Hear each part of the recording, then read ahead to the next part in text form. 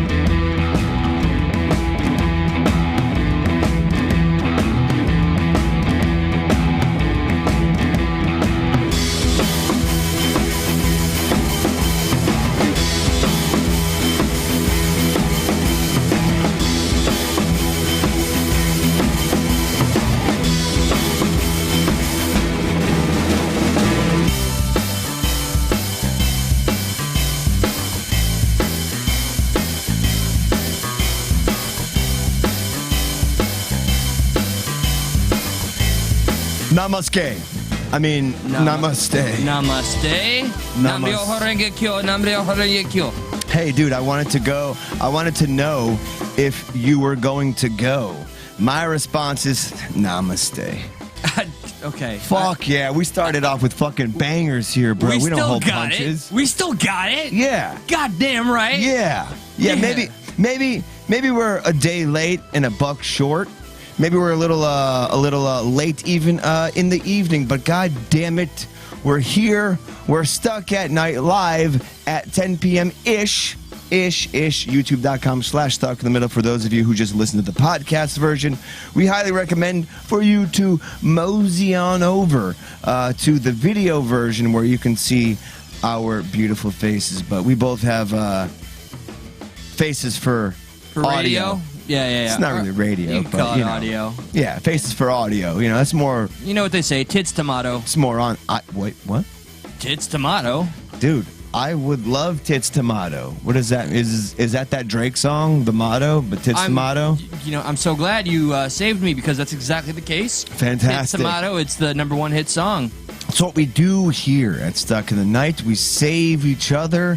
And more importantly, you, all the viewers, save us. Thank you for watching. Thank you for tuning in. This is our, catharsis. This is our cathartic workout, if you will, of the mind. It's I don't know why therapy. I just Bill Cosby of the mind. No, I'm accustomed to your near strokes. They keep you going though. They keep you sharp. I feel like they will just get worse over time, and one day I will be like, and that will be when we finally hit 1,000 subs when you drop dead on the air. Yeah, people will applaud and.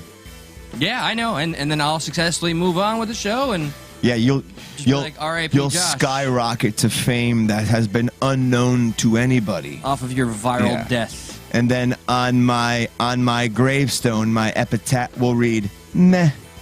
Yeah, that sums up the career about right. Yeah. Joshua Borzik. Meh. Yeah, that's it. So Josh, lo and behold, sir, we were not here yesterday. We were not. I understand. I was almost not here yesterday till like 3 or 4. Oh, you were actually physically here, like here. No, I was here. Hurrah. What are we signing something victorious? No. Are we signing the declaration of Oh, goddamn. The declaration, bro? No. I am so burnt out from everything. This is why I'm getting at this. All right. You have been traveling like a mofo, right?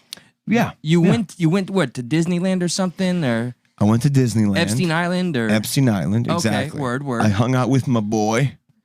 We saw some females that were no. Okay. Yeah, no, don't go down that. You're really gonna make me like riff on like an Epstein joke for no reason. Like, yeah, we were hanging out with questionable women. It sold itself, man. You didn't have to go down the rabbit hole. I know. I really was just kind of. Yeah. What was that noise? I don't know. What the fuck was that? Are we being hacked? Did you hear that? Yeah. What was that? Look, is that Kenny's Kenny? looking around like, what the fuck? Kenny's gone, dude. He just jumped down from the chair. We got. Hey, Kimmy! That's it. Open the door for Kenny. Hi guys, we're sorry. We're still here with you. I think Cat's trying to get gratuitous cat cam. He's leaving the building right now, so go ahead and shush him out. Shush. Can you get him out of here? Yeah, she's doing so. So I Fantastic. do want to know because I've heard what was it, Astroville or Travis Scott? Where were you? By some of the people that were with me. Were there. You would think it was Astro World, but no. This past weekend, I went to Welcome to Rockville, which is a big rock concert in Daytona. Really? I thought it would be R&B. What, rockin' bitches? All right, you saved it. Fuck you. Go on. No, was not R&B, though. Wouldn't mind if some of R&B acts showed up, because I'm not gonna lie, on a 4-day festival, you're really going there for about maybe 10 bands you want to see. All the people in the mornings. Okay, so I just want to tell you my experience at Rockville, because I really want to talk shit about BCM or BCR, whatever the fuck the security company was there. I have to tell you, they were the biggest pieces of shit I've ever come across at any kind of rock concert. Now, the main Joe Schmoes who were, the BCM security or BMC, BCM, BCR. If you look it up, BCM Daytona Beach, you know what?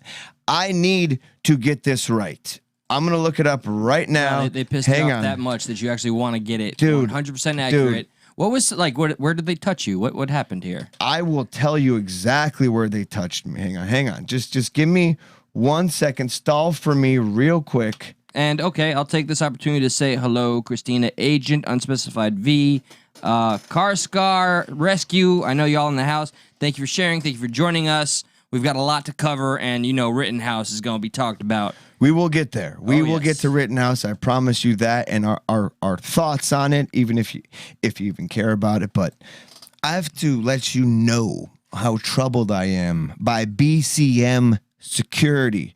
Y'all can lick my nuts. So, pain in the ass to get to Rockville. We fucking rented an RV. Fucking kick-ass RV. It looked awesome. Slept 8 people. You slept with 8 people on the RV? I slept with 8 people. Okay. My dad included. Okay. I mean, I figured. You all were there. Wait, what? No, not sexually, you weirdo. It started off with just 3 of us, which was fantastic. And then by the last day, there was like 7 or 8 of us. And it was just like, it's a little crowded, but we may do. You know, sleeping on an RV is a little wild because, number one, you can't take a real shower. Luckily enough, and you can't take real bathroom poops. I wouldn't know, so you're enlightening me entirely. Normally, an RV, you have an X amount of gray water, or you have an X amount of water, which then turns to gray water or black water. Gray water is all the water that goes through your drain, stuff like that. Black water is your shit, your piss water. That needs to be emptied every so often. We got to Rockville, or rather, we bought the RV passes in time. Then with 8 people. Okay. To where we got the hookup of power, where we didn't have to run our own generator. Oh, word. And we got a water feed. We still had to pay for the waste removal, if you will, but that was really not that big of a deal. The fact that we had constant power and constant water was fantastic. People still use the showers because on an RV, you're really in a space like the width of your shoulders. And the way you're supposed to shower is you wet your body real quick, you stop with the water. You soap up, you water yourself up, you stop with the water. You don't just keep the shower on. The only time I've done that is in Colombia in a very, very poor neighborhood. Think of this like Colombia, but on the go. Yeah, okay. Okay. All right, word. Colombia on the move, if you will. Like my cousins, they had to pee in a bucket and like do their waste. We were peeing buckets, and so essentially our bucket is like a big 40-gallon bucket that needs to be emptied because all the bathroom is a hole. And when it's a step on, so you step the plunger and it opens the hole and it just squirts a little bit of water down to help it. As soon as the hole opens, that's where everything goes. It's almost like a porta potty with a flange that opens and closes as you step on it. For the South American experience, go on an RV with Josh, or just in an RV in general. If you've been on an RV, by the way, just let me know, because I'm one of the few. I think I'm one of the few people that's never been on one. I would love to know if anybody else out there has been on an RV. experiences, please let me know. Because gray water. When that motherfucker, the bathroom starts to get filled up, when you press the open button, boy, do you get a waft of what's in that fucking hole. No. Now, we're hanging out with my girlfriend, my girlfriend's daughter, and we were hanging out with essentially a stranger that we're friends with, a good friend. She's a singer. But you're hanging out with all these people who, like, usually when you go take shits and pisses, oh man, no. They can't smell it all the time. They're not, but like, guess what? At 6 or 7 o'clock in the morning, when everybody's waking up at one time and everybody has to use the bathroom, you got no choice. Oh, fuck. Did I see a picture of that person, perchance? Yeah, yep, I did. Yep. Oh, from what I saw, pretty woman. Eli's going to start hitting on her now. No, that is not the way. I'm just saying, she's a pretty woman. So I can imagine kind of the insecurity and horror. I'm the one that probably had the most insecurity there because, like, dude, like, I need, like, for whatever reason, I need space when I shit. And, like, I took one shit on there and it was fine. Then, 3rd day, 4th day into it, I woke up with, like, bubble gut shit. Oh, you bad. Like, I know exactly what's going to happen. And listen, the bathroom is literally a foot or two away with a closed door from 2 bunks. It's not a soundproof area. Oh no. So, dude, I took a shit in the porta potties, or in it's like a trucker style bathroom, like where you take a piss at is just one big long trough, and then there's some bathrooms with guards on, whatever, you can't. But like, it's quiet as hell in there. So like, all you hear is people cutting loafs, like. And like, I'm sitting there, I'm like, I'm so immature, like I can't help I can't help it, because like, even at my own farts, like a little fart comes out before the shit comes out, and you do it in like this big echo chamber porcelain bowl where it just like it just sounds so silly. So it's just like, either way, it's a lose-lose. If you're trying to shit in peace in the bathrooms outside, it's just going to echo like mad. If you're trying to shit inside the bathroom on the RV, it's going to smell up the RV. Possibly people are going to hear you. So it was lose-lose either way. But we really figured it out, especially with all 7 of us. We got the vibe. You know, you start to realize, hey, it is what it is. Fucking, what else are you going to do about it, you know? Yeah, you'd have to surrender, I suppose. So fast forward to us getting there. Uh-huh. We get there in the RV, Eli. We pull up in the line, and they're going inside. We pull up in the line of like getting into. This is in Daytona Speedway. You're camping out in the middle of the track. So it's not like on the outside. It's not. It's literally in that big ass grass patch by the lake they have in the middle of Daytona. So you're driving in. You're encircled in that. You're encircled in that. So when you get in there, bro, they have people come on the bus and check to see what you have. Oh fuck. Now, think of it like this: you have the head honcho guy who's like wanted to be a cop. Like your Farva from Super Troopers, kind of? No, Farva. I never got that vibe from Farva. He was like, too cool? This is just like some loser motherfucker who maybe didn't even try out to be a cop, but he was such a bitch, but he still wanted some type of power. He wanted that authority. Yeah, like he went to security. So you have that guy who runs it. Then you have all his minions. Now, most of his minions, okay, this is security. I've never gone through this type of security to get into a fucking rock concert. I've been in quite a few, so I am curious. They pat you down, they slap you around, they pat you on the ass, they say, good game, you run inside there, you little bastard. They don't really take anything from you. Bro, they were coming on RVs, they were taking hammers, they were taking kitchen knives.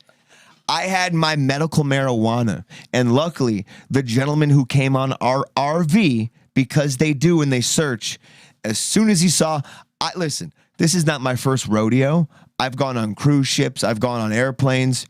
You don't just pack things up front for them to see unless you want that to be the decoy, right? So I left a cartridge out.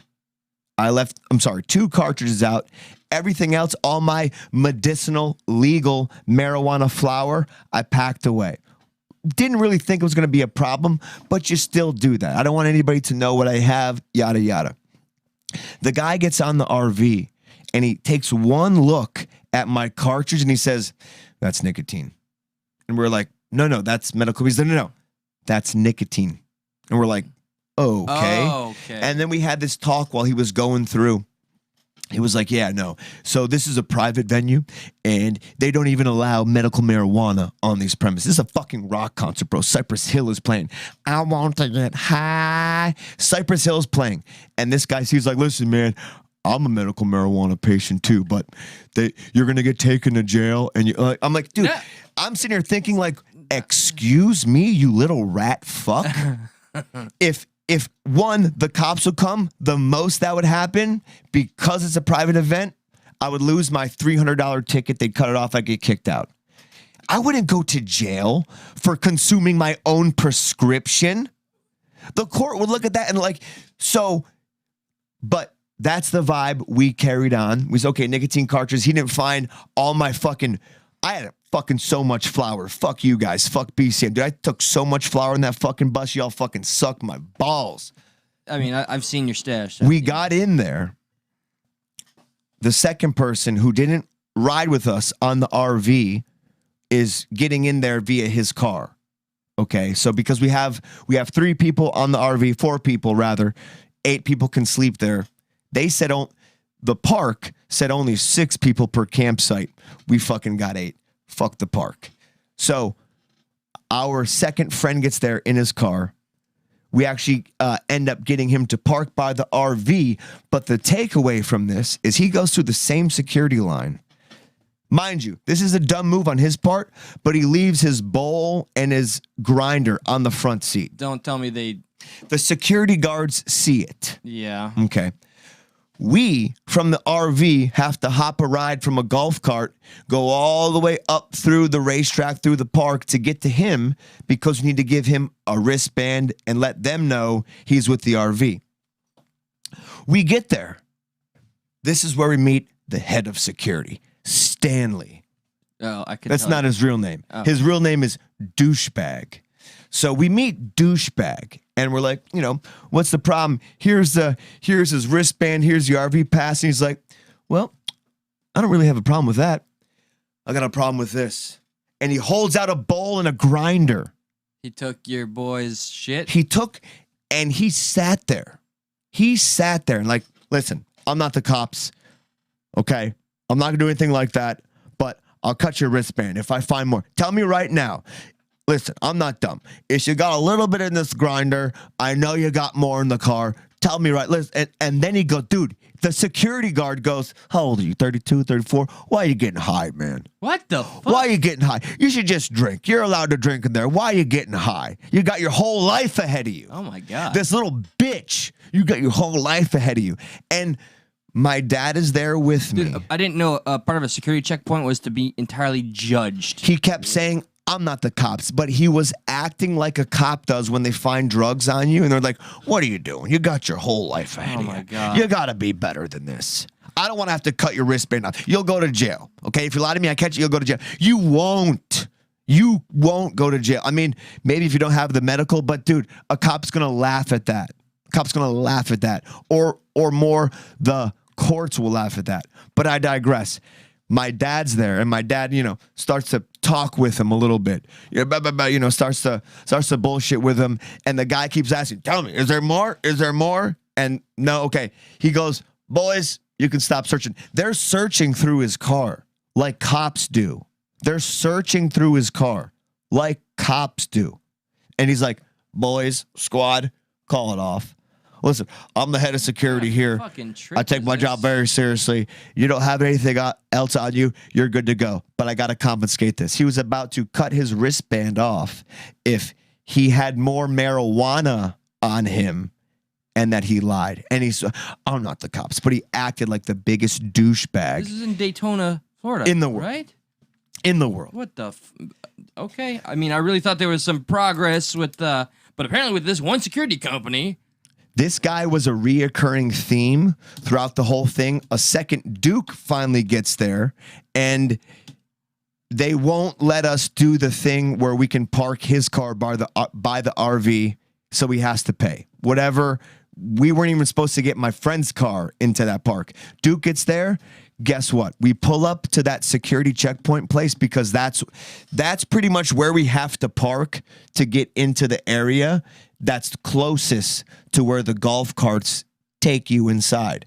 It's right by the security tent. So I walk over there to do the same thing I did with Mike. Say, hey, my friend's staying with us. I need the campgrounds pass. That motherfucker's there. I swear to God, he's laying on his side like this, and all his people are feeding him grapes, and he's just what? like, Shut up. No, that's the vibe. But he's sitting on the ground, and like, he's just like, he's calling the shots. He's like, listen, man, I just confiscated $10,000 worth of marijuana from a car. I ain't having this anymore. I'm done with it. You tell me right now, does your buddy got anything on him? Because if you tell me no, and he does, I'm cutting his wristband. And I said, bro, I'm not his dad. Go back to when he was giving my friend Mike some hassle. I was like, dude, how are you going to tell some people to smoke, to drink when marijuana is so much worse? I said, you're dumb. And luckily my dad's there kind of like playing like mediator. And like that guy's like, this guy's older. This guy knows what's up. So because he's whatever. go back to that time, like all I knew was Duke had alcohol on him. And like he's sitting there and he's like, listen, man, are you going to tell me you don't know what he has on you? I'm like, dude, I don't know. He just got here. He's like, boys, you know what to do. Come on, man. Dude, this is so he sends the goons over to the car. And this is where, I preface that he's the head security guard, but his goons do like, they know that he's a dick. They do the least amount of searching they do like possible. a little spotty to get it fucking over with because they know it's some bullshit. There was one asshole who tried to say the same to these little young guys. Listen, if we find stuff, it's gonna be a lot worse. Dude, all right, I know it's a private venue, but a security company like this, they're disrespecting the laws of the land, for one. Dude, they say I couldn't bring a prescription. I'm like, dude, you would lose in court. Like, no, it's a private company. Like, no. You would lose in court by denying somebody their medical prescription. You said that. You piece of shit. You said that to the Stanley? Oh, for sure. No, dude, like, what was my dad was getting very upset. No, it was just like, look, almost like fuck around and find out. I am curious because this is some fucking buffoonery. I Oh, want to know bro. if you pushed this matter and, like, I don't know, did a whole review thing. Hey, we're on a show, like fucking expose on these sons of bitches. I didn't tell him that, but bro, when I was trying to leave, I made sure I got the dude's name. I made sure I got BCM, and I'm going to call BCM up and be like, hey, I just want to let you know that such and such did such a great job. He didn't have to let me, but he let me on with all of my marijuana. He told me that my, and he the didn't even worst take me things to jail. possible. Yeah, And he like, didn't even take me to jail. yeah, what a guy. What a terrible experience. Yeah, he was just the worst inside the concert. Mind you, I'm tripping balls by this time. Oh, no, you're tripping? Oh, yeah. You tripped Oh, about yeah. me? Oh, yeah. Oh, no. We still got some. Oh, shit. Yeah. Good stuff. Good stuff. Some fucking solid mushrooms, some solid reset. Oh, I love pizza. Topping. First night I get there, we're watching. I'm sorry. I think it was the second night. Either way, it was right before Metallica came on. And of course, as I do, I roll my medical marijuana and I bring it with me on the trip in the concert. I get in the concert. Someone's about to go on and I start to smoke. And I forget who it was because, like I said, I was tripping. But, dude, I shit you not. I light it up. I start smoking. I get this tap on my shoulder. And it's this bald guy, goatee, too clean. Okay. Too clean. Uh-huh. His shirt wasn't dirty. His pants weren't dirty. Did he ask to buy wasn't some sweating. off of you? Bro, he's like, hey, man, what do you got No, there? man. And like, dude, I swear to God, I forgot exactly what his opening lines were, but my mind reverted to like smoke shop days. I was like, nah, oh, dude, this is just CBD. He's like, nah, man, I want something that's going to get me high. He said it with the M. He's like, you got anything that's going to get me high? I said, no, man, this is CBD. He's like, man, but that sure smells like the real stuff. And I was like, nah, dude, you're confusing hemp, which what I got here, with marijuana. And I gave him the whole spiel. And he's like, nah, if you got anything to get high, man, then I'll pass. And I passed him that. He's like, no.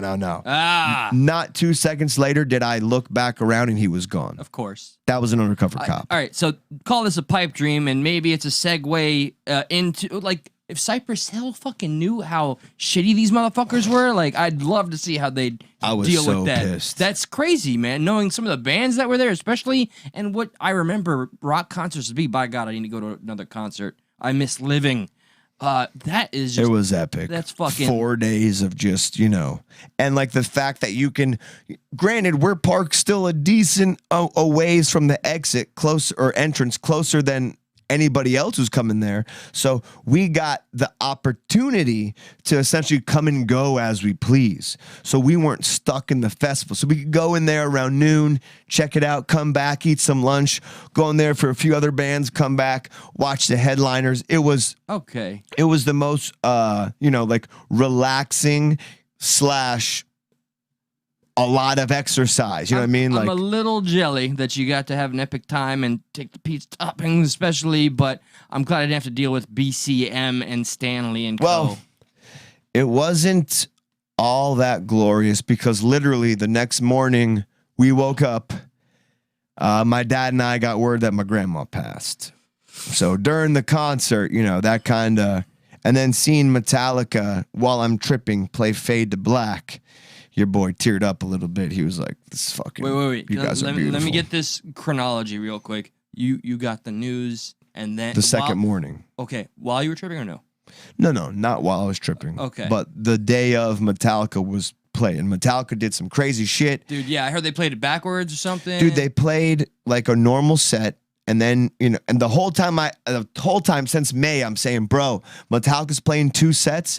This is the 30th anniversary of the Black Album. They're going to do it. And over that time, there was many of examples to show that that's exactly what they did if they had 2 sets, essentially back to back.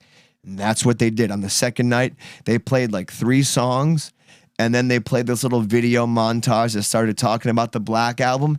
And they played that bitch in reverse, which means it ended with Sad But True, then Enter Sandman. Oh my God. Bro, and then it came back for an encore. By the way, just curious. Honestly, were they strict on that shit, I was so in the moment. Fuck yeah. That's more than anybody that I didn't take many pictures. I was just that's there. Badass. Yeah. I needed the distractions. I just needed everything. You know what I mean? Oh boy, did you need some distractions. Bunch of bullshit going on. Whole lot. That was my trip to Rockville. And then by the time we got back yesterday, it was like fucking, it was too late to try to put any type of prep together. How tired I was. Oh, yeah, it was just like, fuck you're running on empty. Yeah. And there was still some uncertainties. We didn't even know how to address some things today. No, but we didn't. We didn't. I digress. I don't know in what shape or form that's gonna come to fruition here, but I know some of our main topics. Is it okay if I get into a little bit of some of the? Can you give me 5 more minutes, real quick? Oh yeah, because I want to cover 2 things. Yeah, go ahead. So I just want to let people know that. What the fuck? It's all right. You good? We still on? No. Just the stream did everything. Okay. I just want to let people know that. I think we're going to be doing Tuesday, Wednesday, Thursday this week. I'm going up to New York on Friday. For the funeral, right? Yeah. So that's, so hopefully we'll still get 3 shows in this week if all goes well. But I know your boy Mike is staying here at the crib while you're gone. Yeah, always. Yeah, always. I'm going to pay him a visit. Well, actually, and so is Kimmy too. Oh, okay. Yeah, so it's not all goes to waste, but we saw something, and I'm surprised you didn't hear about this. Maybe you did. Did you hear about any controversy going on at Rockville? There was some kind of article, but it wasn't like popping out. Oh, okay, yes. I heard about this and I read about it. I saw the apology and laughed, but yeah, let's deliver to the people. I don't know that this made a lot of headlines out there. I mean, it made some. Now, mind you, when we go to this camera shot, you'll know that there is Is this a pop singer, by the way? No. So Brass Against is a Rage Against the Machine cover band. Oh. But they use trumpets and horns and stuff like that, hence brass. Okay, gotcha. So I think this is like the first day there. They're playing. What the and she starts to make reference that, oh shit, I gotta go to the bathroom. But she can't get off stage. So like she can't stop the show? Yeah, exactly. I guess she didn't go pee before the concert. I don't know how that works. Usually you do. You relieve yourself maybe. Hey, you're not a woman. You can't have opinions. I'm not trying to mansplain. MB, my bad. So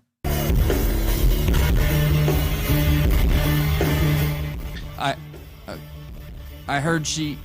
Okay, I want to see. So this is how accurate the headline is. Oh, brother, it's accurate AF. Like, did somebody invite it upon themselves? Well, she starts talking about how she needs to piss. Yeah. And I guess somebody opens their suggestion box and says, hey, I have a suggestion. Maybe piss in my mouth. No! Is that what? Oh, God. Yeah. And she couldn't help herself. So, I mean, it was the perfect storm. YouTube might get a little upset. Yeah, I'm expecting that. But I could care less. Fuck you, YouTube. So she gets the gentleman lover on stage. Oh, no. Yeah, brother. Oh, no. We saw this live, and we're like, what's going on? Oh, no. Oh, that's rock, I guess. I don't know. Not my thing. Now, let me pause this real quick and preface this with NSFW? a funny, NSFW, and then also a funny tweet that says, dude, I don't know why I just smelled tuna and urine at the same time. Okay. The band's response was, "We had a great time last night at Welcome to Rockville. Sophia got carried away." They say Sophia got carried away is such an unbelievably funny way to refer to her absolutely pressure washing some guy's face with piss. That absolutely invited it. Wow. Yeah. Best day of his life. I would assume so. So NSFW, this is piss porn, I guess. Got some people in the chat like, holy, what the? Take your, just so we're commenting on this video. We're not endorsing or, this video is able to find on YouTube. No! Hang on, it's coming, bro. It's they're not wrong when they say pressure washing. Wait a minute. There it is. What the fuck? This is not a war concert. Look at him shake he's shaking his face off. It went in his mouth. He was like, spit. What?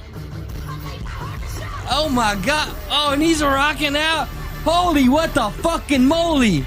Jesus. Yeah, and then like, Blech. bro. It's not my thing. What the fuck? She goes on. I'm trying to find the exact quote, but it's hilarious. She says something about it. I hope so. She goes on to say, "Get my man with the can on his head ready, because we're going to bring him on stage and I'm going to piss in this motherfucker's mouth."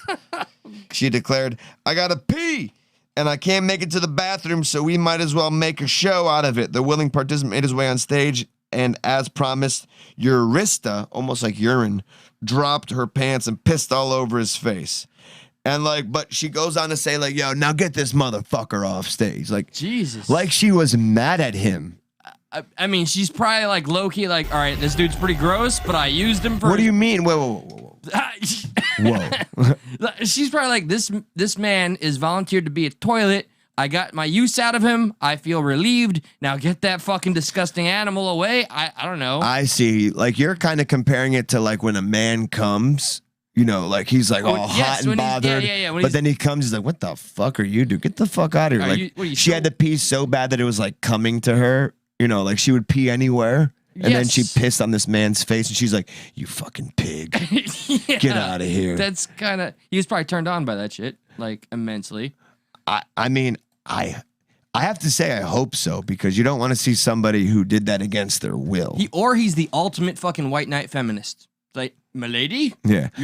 I will give you a pace. I will give you better than a pot to piss in. There you go. A mouth to piss in. I'll do you one better than a coat above a puddle. I will let you put a puddle in my mouth, you know. I would have loved to seen, like, in that position she's in, like, if she had, like, a deuce ready to go, but wasn't trying to deuce on him. But, like, it's just in that position where you start to let one thing go, the other thing comes, and she's just, like, just fucking Mr. Hankies his ass right in his mouth. But there was a police report filed. Really? Believe it or not. It doesn't really say who filed it, but, yeah, there's a police report filed. COVID doesn't spread that way, right? I mean, we're all no. We're all safe now. Plus, he had a mask on. Oh, yeah, totally. he's fine. All right. He's good. He is good. Yeah, he's perfectly fine. True feminist of the 2021 era. Dude, my Rockville was fucking crazy. So there you go. There's my Rockville. An experience you truly needed. Yeah, it was really up and down. Grandma died, but the bands were cool. Some guy got pissed on. You know, I mean, what more could you ask for? No, really? I think given the timing of everything that I'm just thinking of, I'm glad you got to get the fuck away. You know, because I can't say that it was as pleasant and positive. I've actually been counting the days where all right.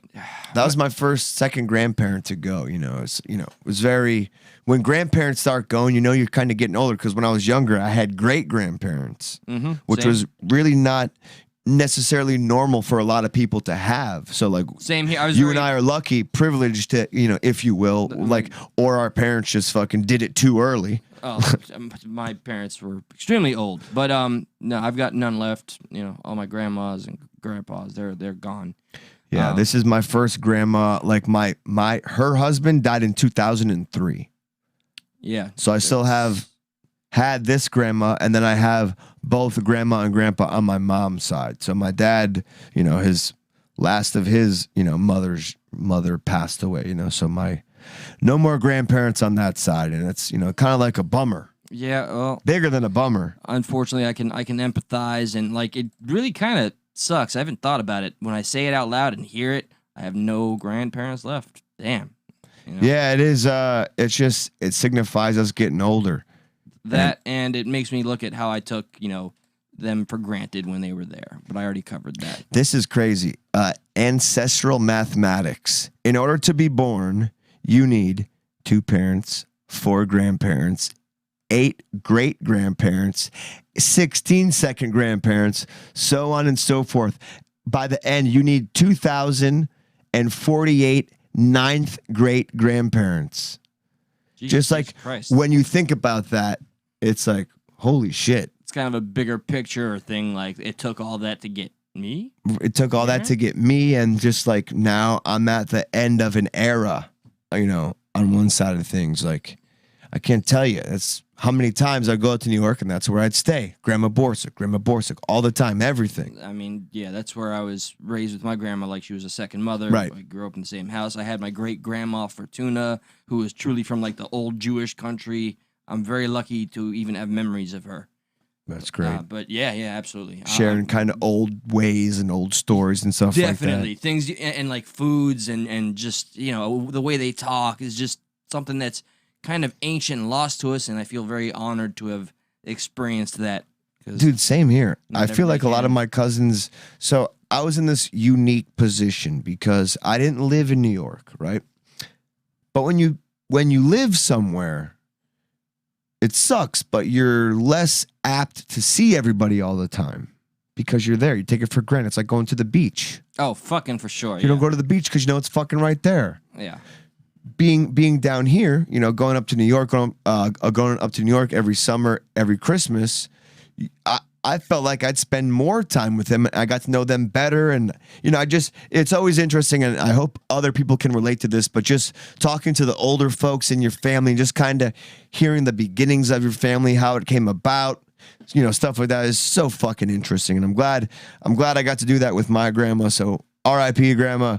We're gonna put you to rest very soon. We'll see you up there soon. Love and miss you forever. I might do something on my end when you're there, because honestly, I thought I was going to be in Florida and I was going to ask to join, but it's a private family affair. I will do something for my end, just, because Patriot stuck in the middle, just, whatever. Fuck yeah, that's what I'm talking about. I think what I'm getting, and there's some kind of shot game going on, and there's some new names, and I really want to welcome the new names. I saw that my homegirl, Jamie, who I've known for like 20 years, one of my bestest fucking friends ever, added like 22 people to Voice of the People. So grateful. Thank you. And I hope that's translated to some of our new viewers and names. But also, I'm seeing something about a verdict.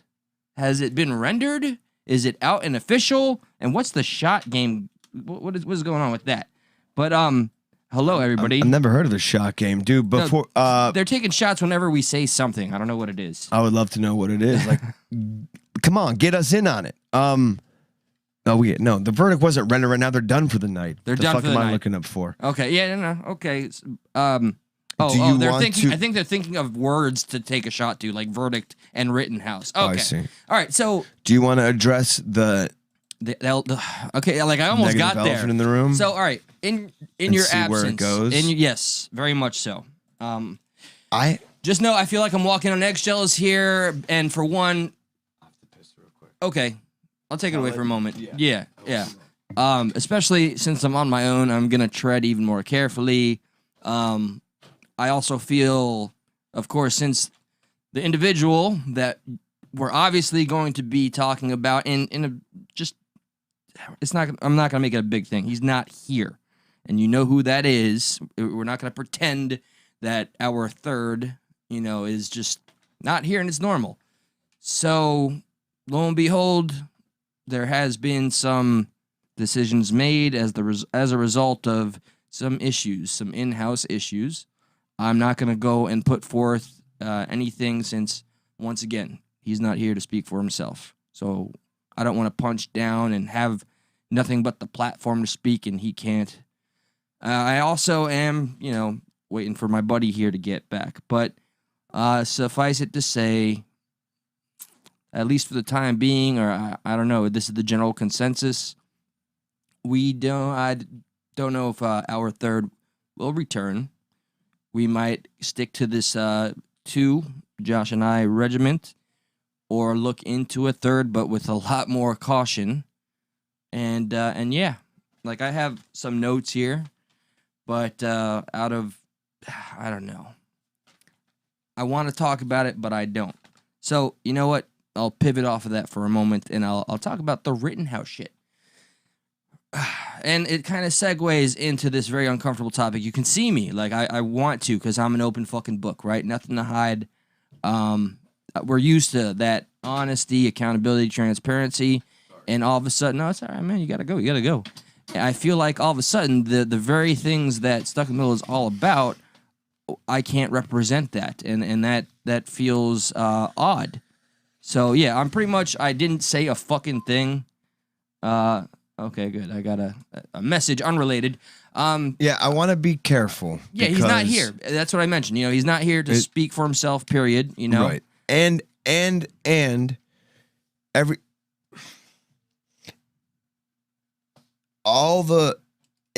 what we've heard necessarily hasn't come from his mouth. Right?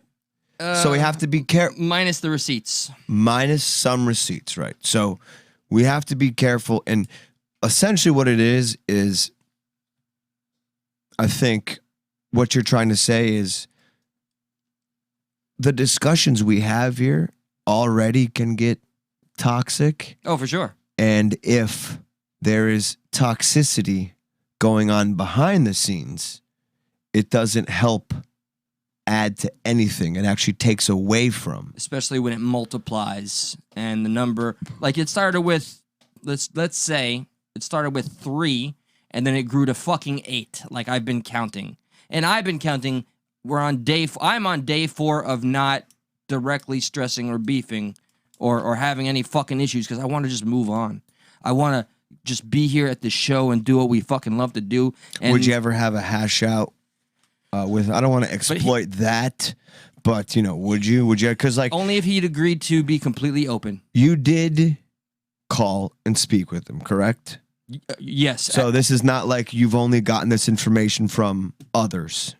It was after a phone call of somebody that had absolutely nothing to do with this, and then all of a sudden, I got a phone call like 2 o'clock in the morning, and it's 2 individuals. One that I consider to be a very close, near and dear friend, and I could tell she regretted bringing it up. And the person that was there just so happens to be somebody that tried to get me fucking fired from a job, and she just got more ammo to take a shit on me. And I'm just, at that point, I snapped. This is when in a panic of fucking sheer anger, I accidentally deleted every contact and every bit of data off my fucking phone because I wanted it off. And I was actually going insane. Okay, like the stress I was bringing to work, I was thinking of like some radical shit, to just get me out of this unhealthy, toxic thing that just blew up. It could have been like deal direct one-on-one, then it went from 1 to 3, 3 to 7, 3 to fucking 8. Somebody at my work today, fucking like, I was like, what the fuck? You feel it escalated, unneededly, if that's a real word. It could have been a fucking like little anthill and it became a mountain.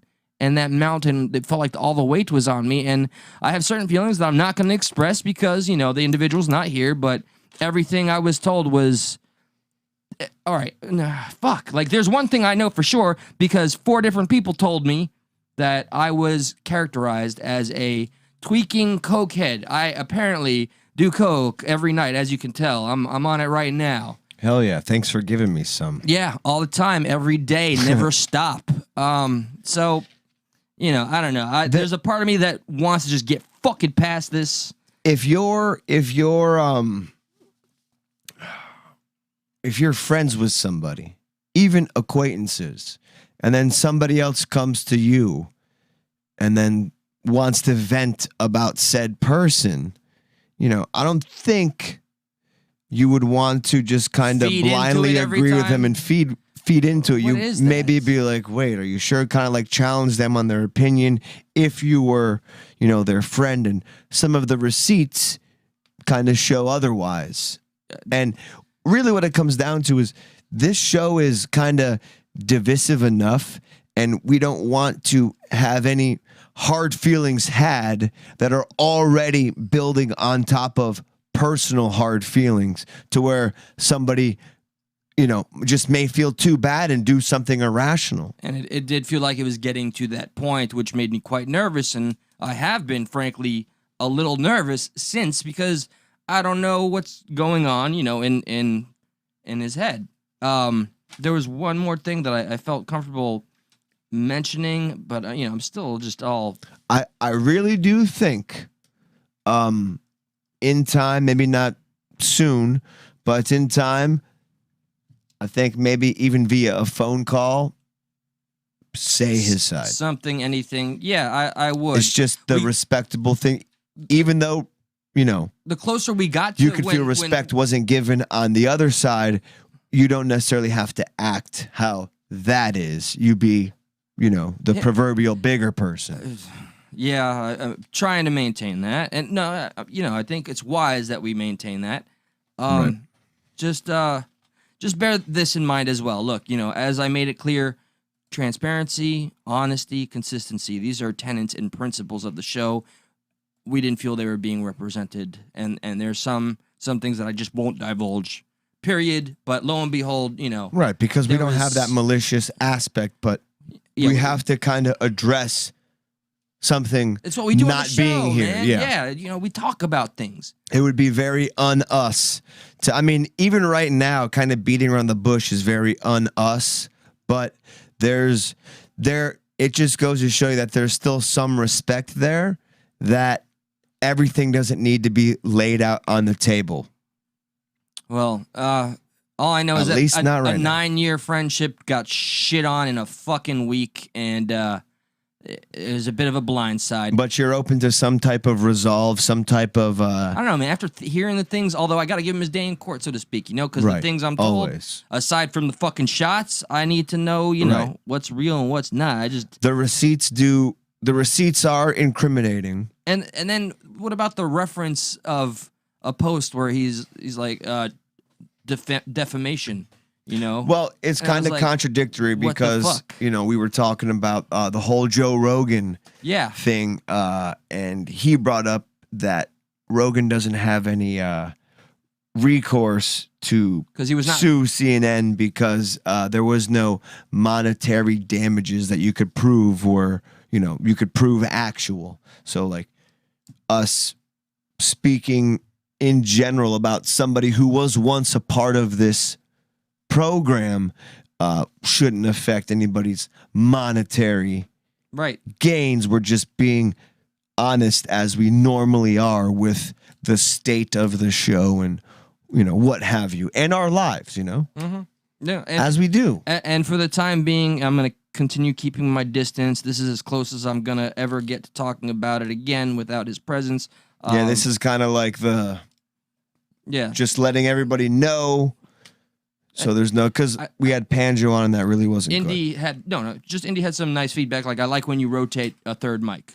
So, there is the respiratory therapist, and we have, you guys remember Ivan. He's like an up and coming rap artist, hip hop artist. It's funny is like if you and I were more opposed with our views, which unfortunately we're not, but the stuck in the middle vibe would totally work for a third mic because they would come in being stuck in the middle of our like trying to here's my side, hear his side. Yes. What side? And like, I don't know, you both got good points, but like sometimes we're too aligned. Yeah, that's what Maybe we I gotta run go into. opposite, or you gotta go opposite We sometimes gotta just for show. Play the devil's advocate. Hey, fuck you, man. Hey, fuck you, buddy. You're fucking wrong, dude. Oh yeah, well, Fuck you. Rittenhouse is gonna walk. Goddamn wrong he isn't. He's gonna fucking fry because he's a son of a bitch.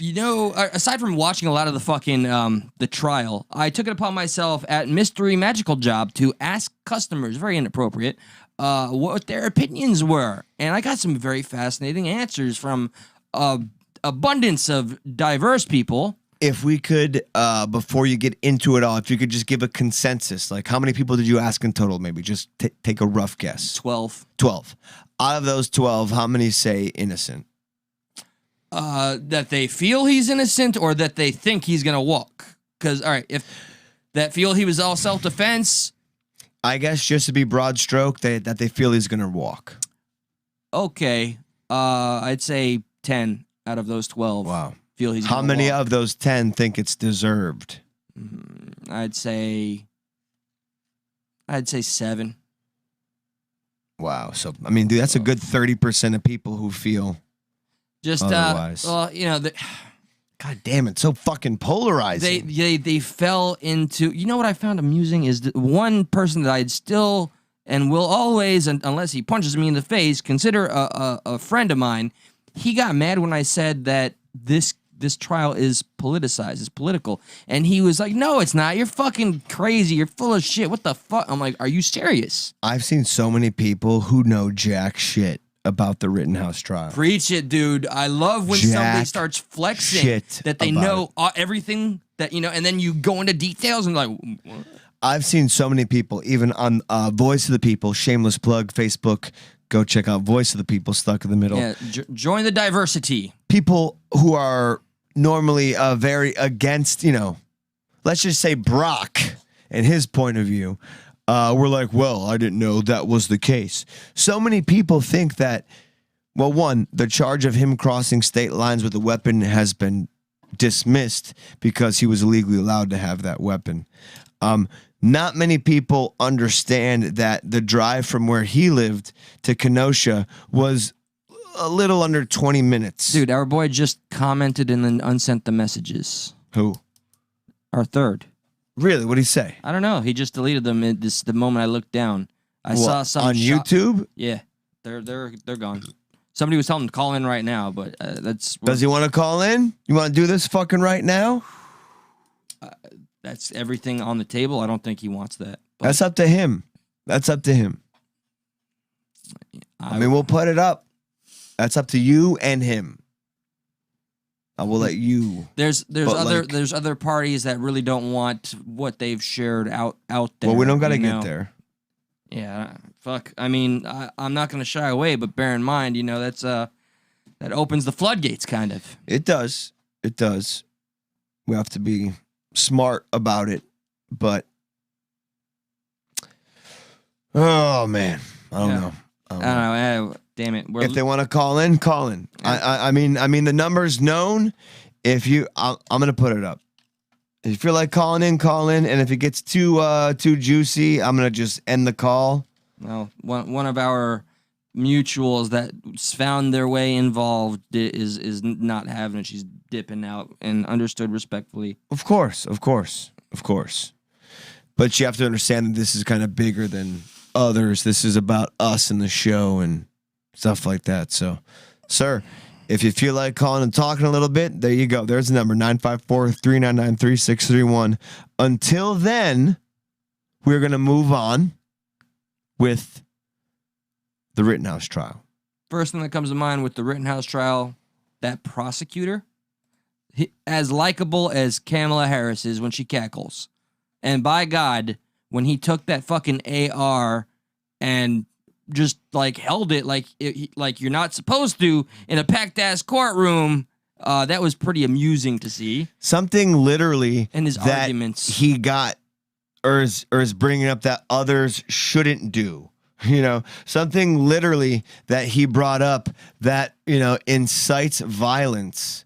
He goes on and quite bluntly does he show the jury what exactly Kyle Rittenhouse allegedly did, which is point a gun at Joseph Rosenbaum and Anthony Huber and Gabe Groskowitz. And I saw the defense do it, and they checked the chamber twice, and he never raised it. The defense, dude. Listen, man. Not the prosecution, the defense. If I gave you a gun, I don't care if it's a defense, it's fucking Jesus. If I gave you a gun and Joshua Borsa, said, no, it's all good, you're good to go, I would fucking hope you still check that motherfucker. Yeah. And hope you wouldn't take my word for it, regardless if it's the defense or anything. No, but you heard right. Like they had him check twice. Like he's like, oh no, we checked it, and then they had him check it again. Oh, You're correct about that. Yes. One of his people checked it. He didn't check it. Just like Alec Baldwin was given a gun that said it's good to go. I'm talking about the defense, not the prosecution. I know, but the prosecution allegedly pointed the AR-15 towards the jury, not at the jury, towards the jury. Okay. This is something that you shouldn't do with a gun. Right. Right. Yeah.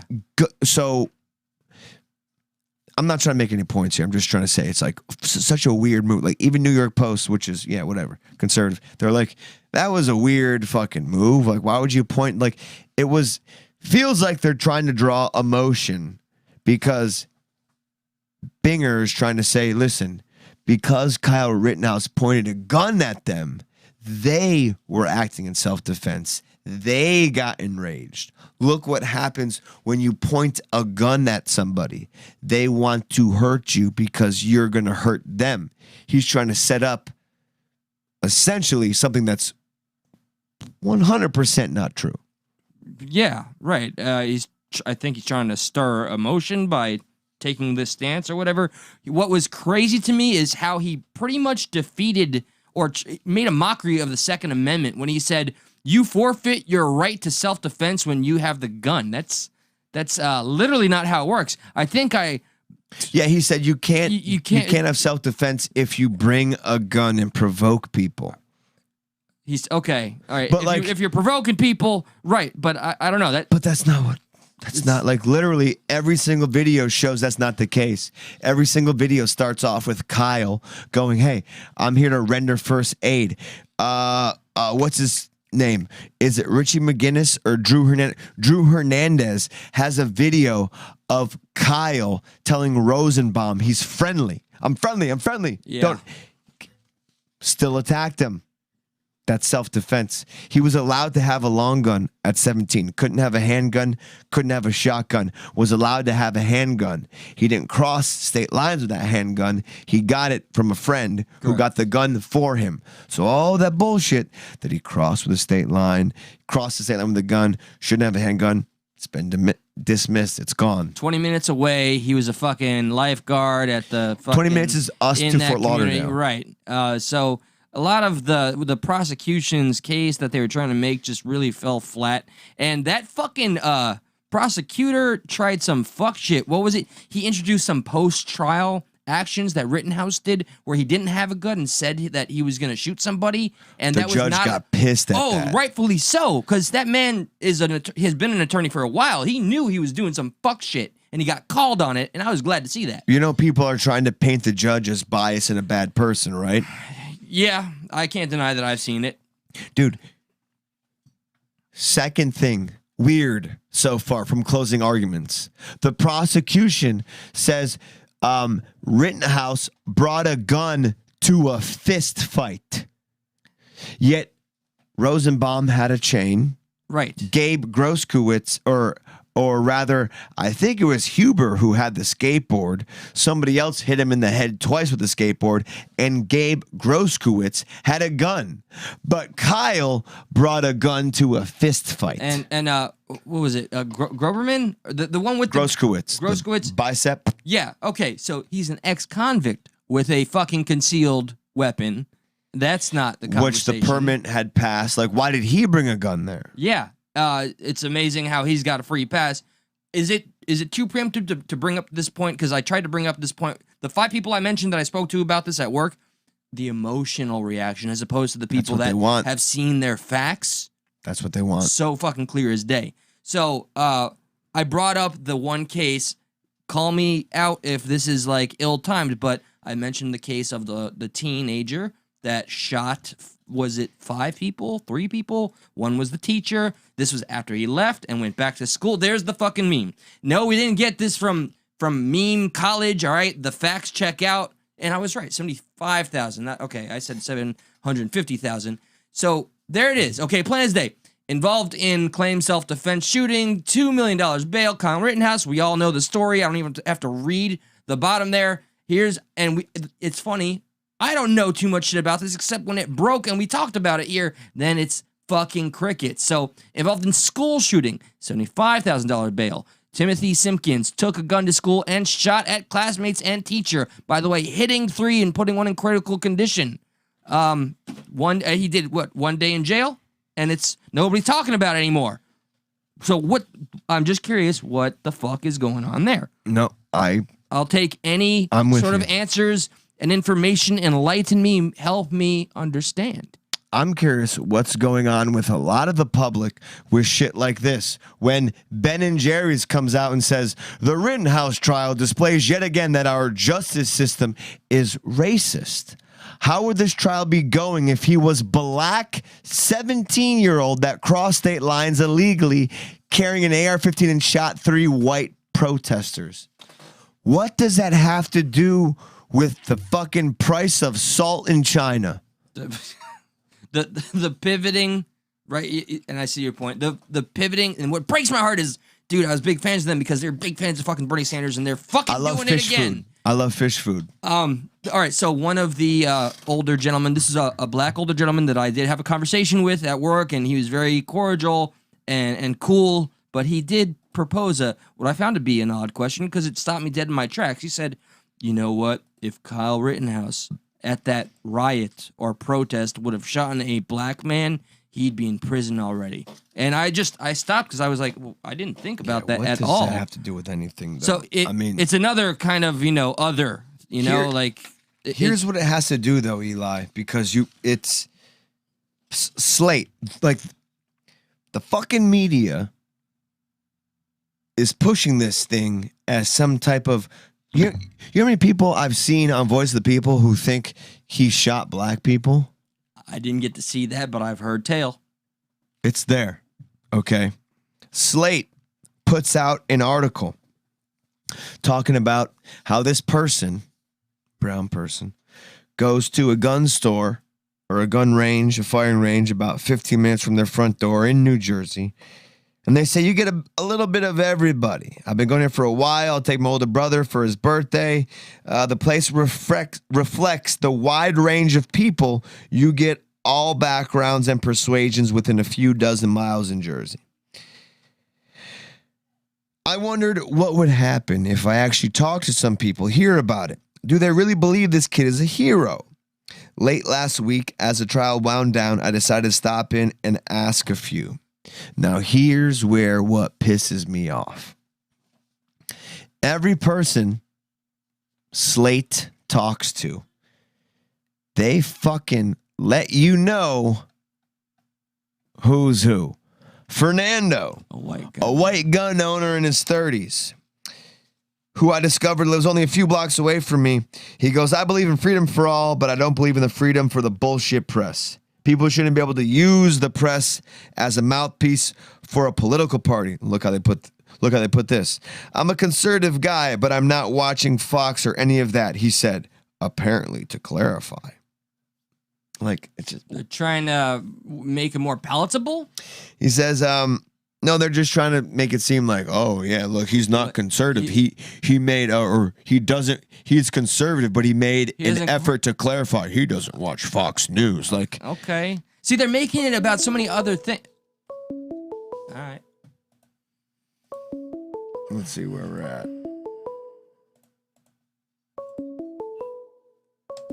Call from. You know who it is.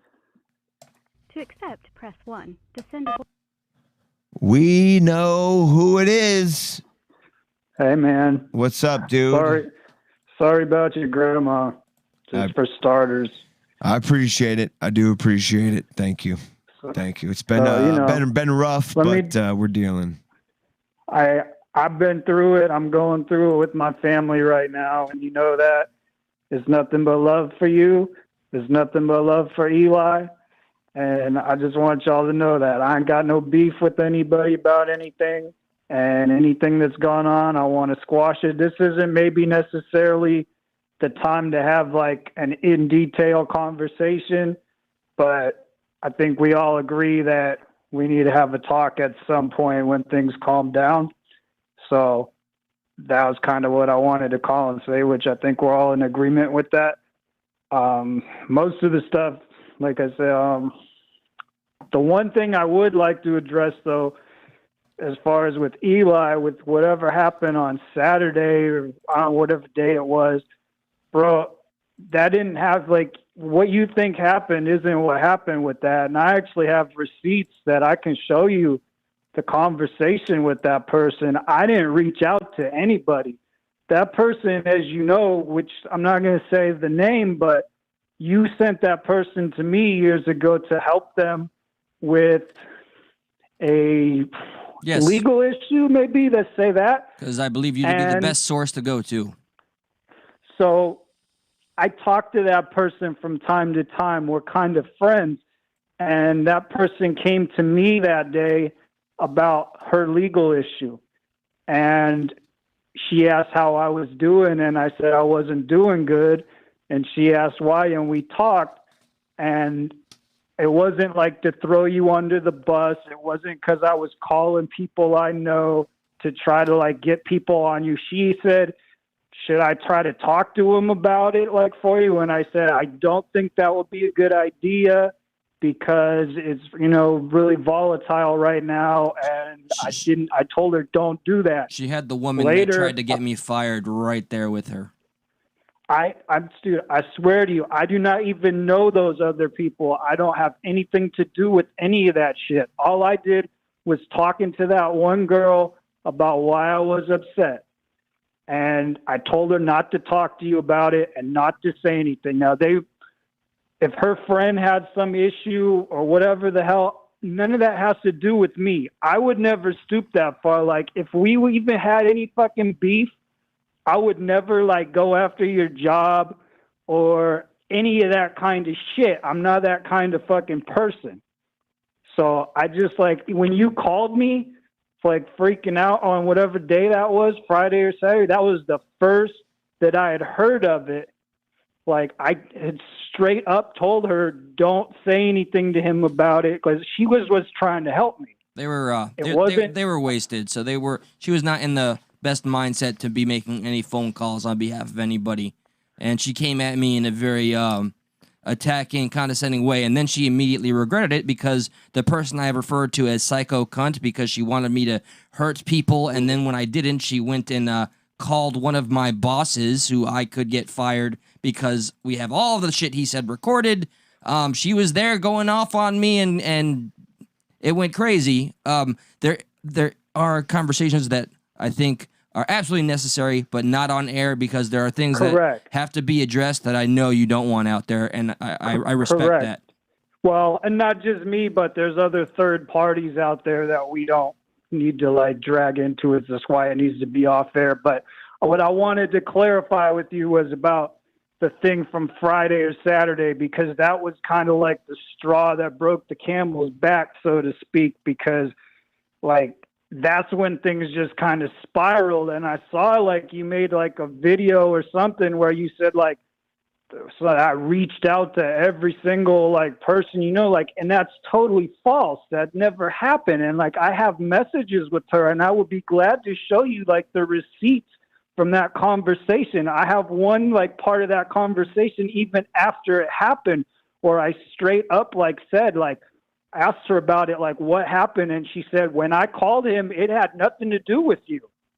Like, she didn't call, like, she straight up says in a message that I did not tell her to call. Like, it had nothing to do with me. It was an issue about you and some other girl that she was calling you about, and then when she was on the phone, she thought she was sticking up for me, which I had already told her, like, don't say anything because it's just going to, like, cause problems. The first words I out didn't of know her she mouth. was calling you is the thing. It was that was 4 days in a row of me getting calls from people telling me the worst of the worst, and you know, I know you're no stranger to you know, how psychologically exhausting something negative and toxic can be. So right, yeah. But, like, what I would like to say with you though is one thing though is like that first day, like we talked, and like it's unfortunate that you called me on your break. Not that you called me on your break, but that we didn't have enough time to finish the conversation, because I feel like if we had actually got to finish the conversation that day, that the entire like series of events that happened after that would have not happened, and it would have just been like squashed like from day one, because it's kind of all just spiraled out of control since then. And all I wanted to do was just sit down with you like immediately and get like everything like out in the open and like contained, you know, not have it drag on or whatever. But it's unfortunate we couldn't have the conversation. I like off the air, I like to hear like your side of it, because a lot of it, I don't even know like your side or what you're mad about. I know a couple of things that you're mad about, and some of that, you know, some things I did say and some things were, you know, maybe I said, but it was because somebody told me that you were saying things about me first. And the, you know, overall of it is, it was a private conversation, what I thought was a private conversation.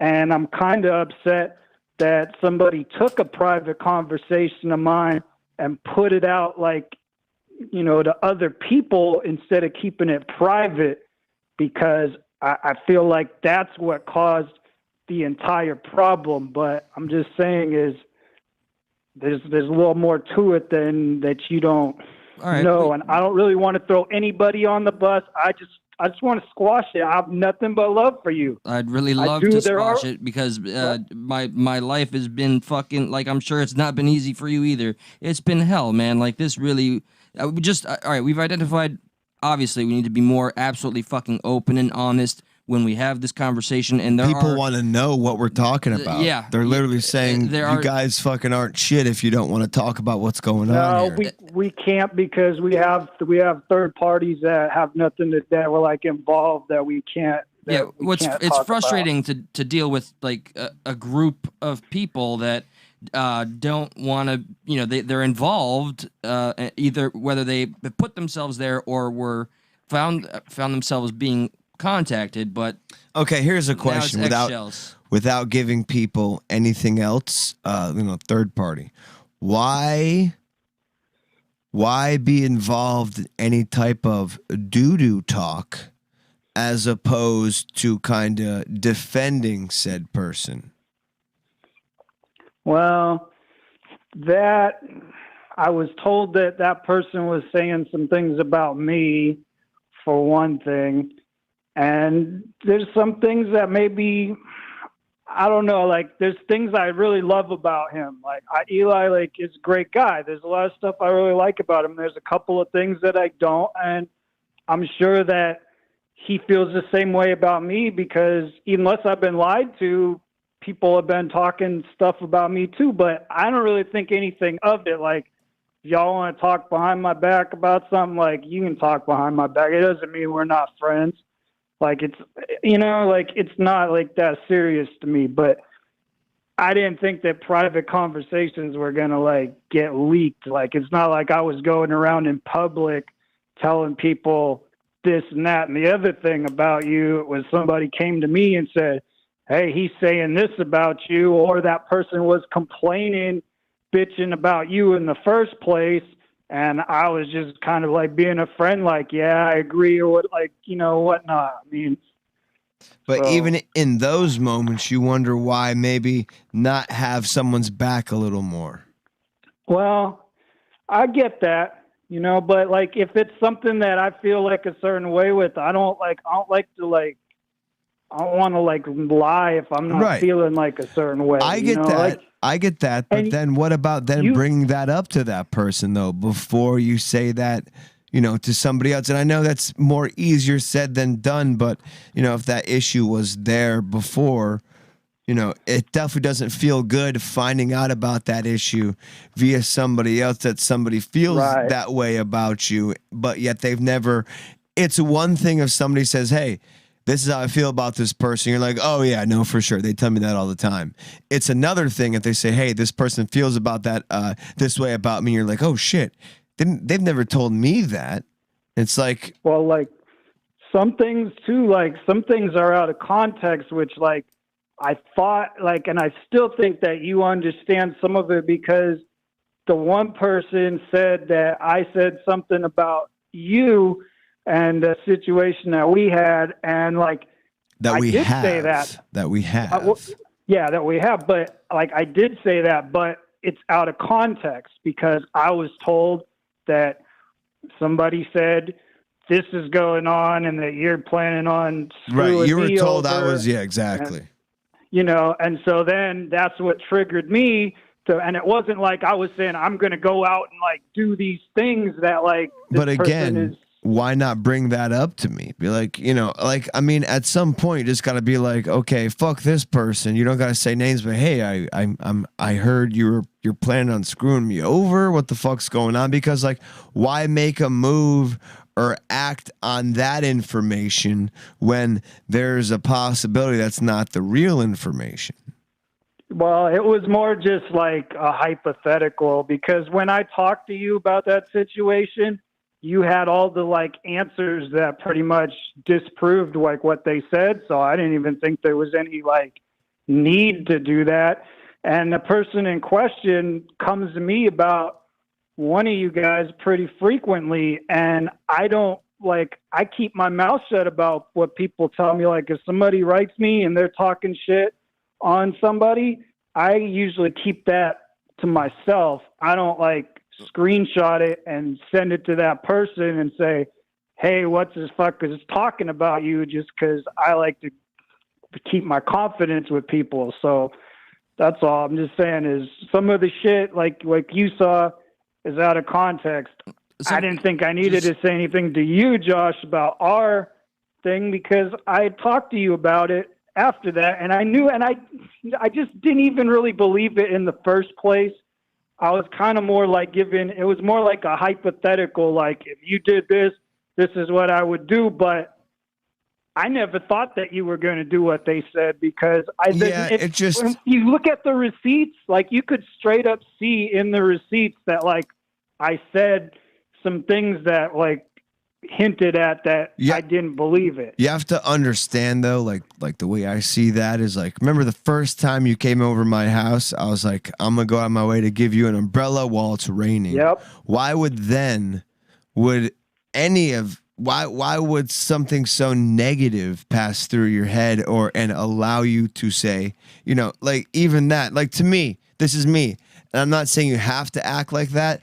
And I'm not saying also just because you said that, that's what you would do.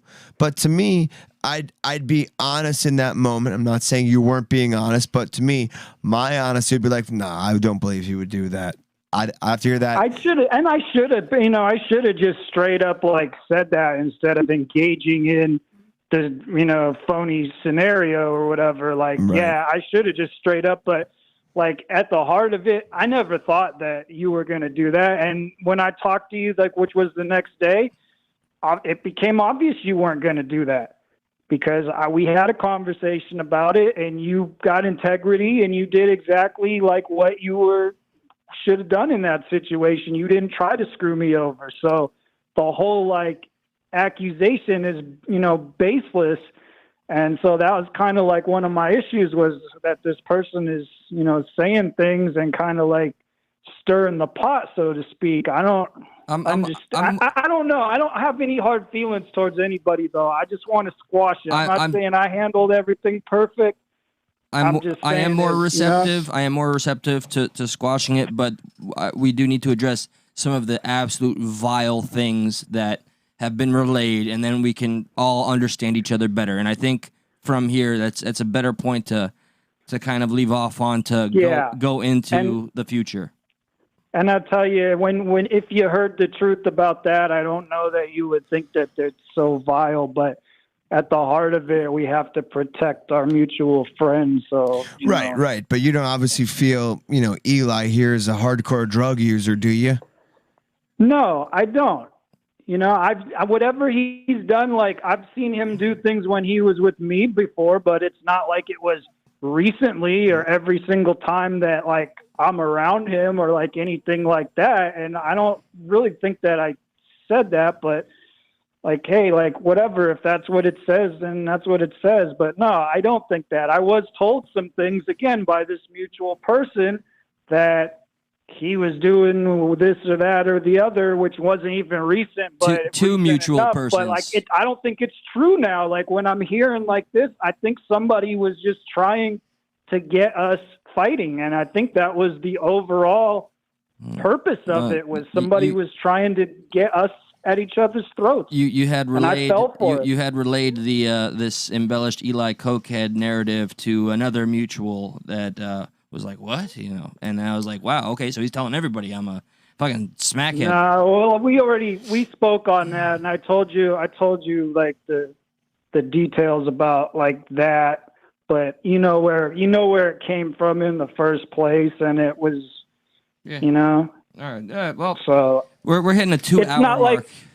It's not like I just woke up that day and just was like, hey, he's fucking, you know, like he's a fucking big cokehead and I'm going to go start telling everybody. This was because somebody came to me saying certain things, and some of it was not in text. Some of it was verbal. So it's kind of like he said, she said, but like, I mean, think about it. What motivation would I have to just wake up one day and just go around and start fucking smearing you to fucking people? It's like person one said something and I said something about it to somebody in a private conversation.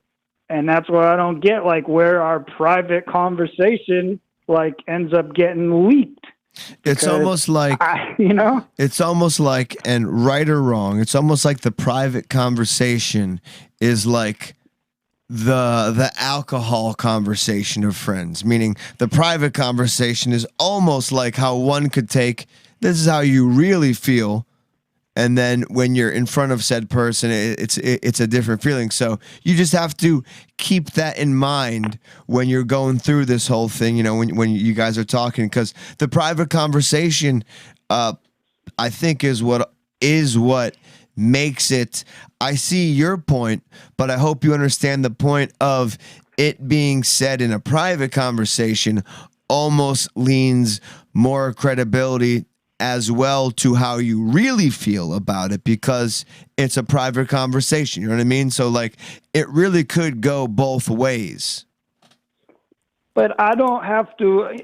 He can be my friend and I can have lots of love for him, and it doesn't mean that I like everything. Of course, like I'm but sure people don't like everything about me and right. like whatnot. Same thing you know with what me. I mean? So it's Same not thing like with me. there's not love there, just because like I've always been like concerned about him, because I've always been like I know like Brock, for example. Brock is always, and I think you too, Josh, are always like trying to keep him like on the straight and narrow and keep him out of trouble. And I've always been like that too. I've always been like, hey, like, Eli, let's go to acupuncture, or like, let's go to the movies, or like this, whatever, like, let's do things that will keep him like out of trouble. Or when he wants to like stop drinking, I'm like, you know, that's a good idea. That's like, and I like encourage him, because I encourage him to like get his shit together. And he does, but he kind of like flip flops. Sometimes he's really like with it, and sometimes he's struggling, and I like to be there for him. There's plenty of times where he's called me at 2 a.m, like stressed out or whatever, and I've answered the phone, and I've been there for him, and I've been a friend to him, you know, and he knows that, and he's been like that with me too. So when everything's on the table, still love there will be progress. I'm glad at least we have that much, and it's better than where my headspace was. But when we have the conversation, we got to put as much as on the table. You guys need to. As everybody possible, needs to. so we we all can need just to. fucking move on. We all need to, and see where that goes. Right. Yeah. So right. we are hitting the time mark here, longer than anticipated. All right. So, all right. Thank you, man. I'm glad we got to speak. Hey, We'll all speak I am soon. too, man. That's why I called, and I wanted to see like what you guys' attitude was about everything. And when I saw like what you were saying and where your head was at, I said we're all pretty much on the same page. So listen, when we put it all on the table, when we put it all on the table, things have to be said, and you can't get mad at people who relate information. Anybody, you know? Right. You know, yeah, like if for sure. if Kimmy had heard over something overheard something you and Eli saying, you can't get mad at Kimmy for saying that, so on and so forth. Like, it's just all on the table means this is what everybody has been saying. It needs to be corroborated, and we can go from there. Right. And like you guys know as well, like there's context. And when you're dealing with text, there's context. Sometimes things are jokes, and sometimes jokes are getting out of proportion. You don't know that it's really a joke. Sometimes it's out of context. Sometimes things are true. It just depends on what the specific thing is. But that was like one of the reasons I always said we need to talk, because there's some context getting lost about some shit. All right. Well, let's all talk soon. We'll figure this out soon, and then we'll go from there.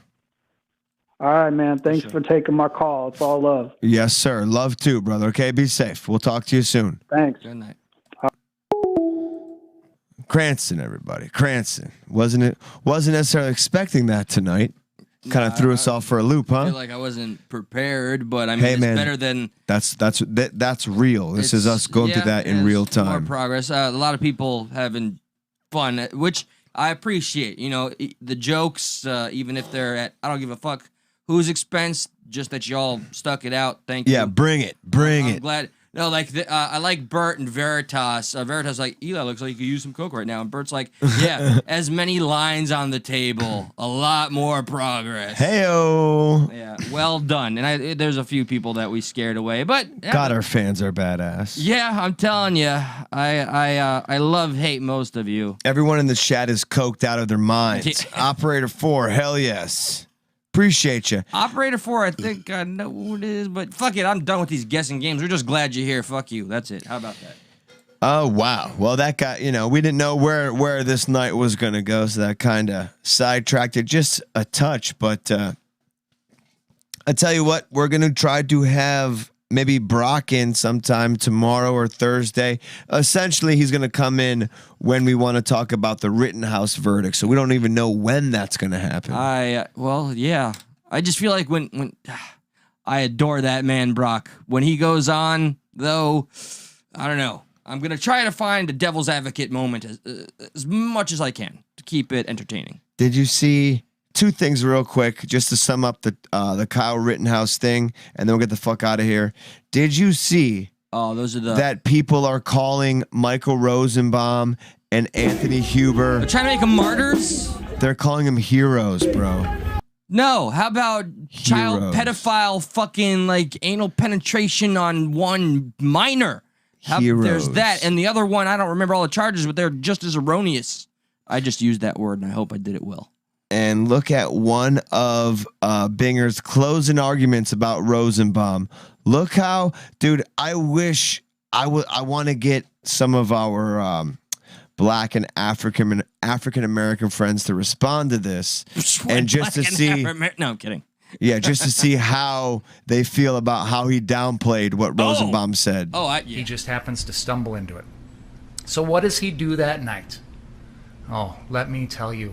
All the awful things Joseph Rosenbaum did. He tipped over a porta potty that had no one in it. He swung a chain. He lit a metal garbage dumpster on fire. Sounds chaotic. Oh, and there's this empty wooden flatbed trailer. Look at the that they pulled out in downplay. the middle of the road, and they tipped it over to stop some bearcats, and they lit it on fire. Ready, here it comes. Oh, and he said some bad words. He said the N-word. I hate that. Ugh.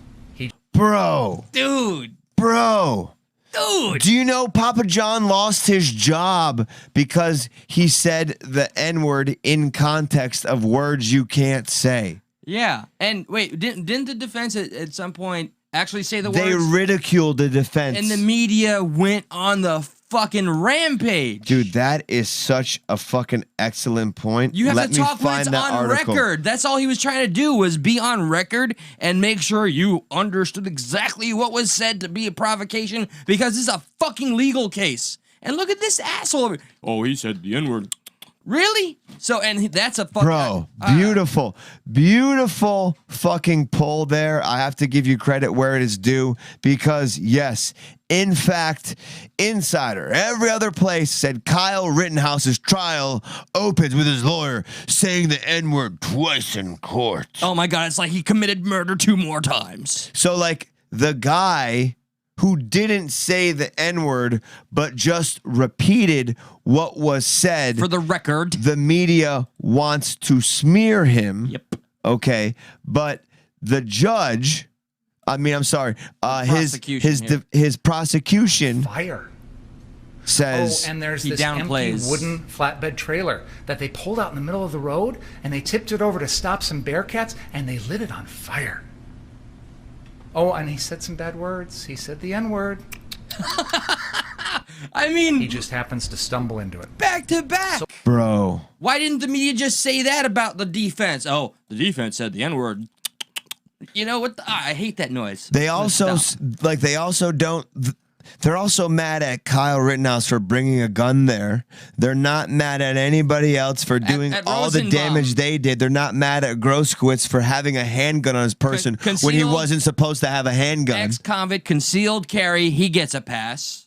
Yo, people don't know about this case. Yeah, They're and literally... it shows when y'all try to It flex. shows. And I see some of y'all. Josh has seen more apparently, but don't come empty-handed trying to act like you know what the fuck is up. They know nothing about the case. I know nothing. Yeah, they really think he crossed state lines with a gun. Uh-huh.